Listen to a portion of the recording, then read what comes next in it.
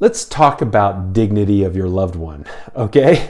So what am I talking about? As we get older, we tend to have things go wrong in our body. Our body starts to fail a little bit more, right? We all see this no matter what age we are. As we begin to see some of these failures, it gets to be embarrassing. Embarrassing not to be able to maintain your hygiene, for example. If you're incontinent and you don't know when you're going to go to the bathroom, that could be a messy situation. It can be extremely embarrassing, and it's even embarrassing to the people that are closest to us, right? So it's embarrassing for your family, and it's mostly embarrassing to you that's going through this. So the duty of the family member, the closest people to this person, it's all about maintaining their dignity as best as we can. So even though you have these problems, you get things like briefs or depends, and this is one of the most common reasons that people call me for caregiving services is incontinence, because family members are not comfortable doing this duty, and I don't blame them. I'm not comfortable with it myself, So if you fall into that category, you may want to be thinking about getting help from a caregiver because of the criticalness of staying clean when you do have an incontinent loved one. So these are huge contributors to skin breakdown, to UTI infections. A UTI infection is a urinary tract infection.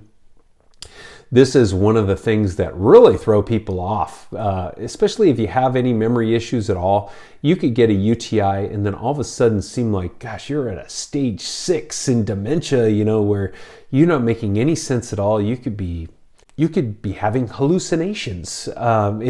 It's a very odd thing that a UTI would affect the brain so much, but it certainly does, and it's been seen over and over. And so getting clean before a UTI comes in to effect is the key to staying away from that. And an untreated UTI can actually be something that creates what's called being septic, and septic is what happens when it's untreated, and that can be extremely dangerous and even fatal. So you do need help. If you're not helping, somebody needs to be helping, whether that's a hired caregiver or that's a family member. But let's think about a caregiver. So if you brought in a caregiver for 4 hours a day, which is kind of where people start out, what would happen? Well, you have 20 hours that you don't have a caregiver, right? So maybe you get strategic about it and you bring in a caregiver for certain times of the day, or maybe it's the morning time where you get somebody cleaned up after all night, sleeping, or hopefully, cleaning up any messes that might have happened overnight. And so you have this 4-hour strategy, or then you have people that go to like kind of more of an 8-hour strategy where they take the biggest chunk of the day, and then maybe nighttime it's a little calmer. But really, even with 8 hours a day, you got 16 hours in the day that you're not really covered, right? So that's why sometimes I'll talk to people about either looking at assisted living or looking at a board and care or memory care option. They're getting cleaned whenever the problem happens, where we know that, in the home, it's a much more difficult task to be able to do that.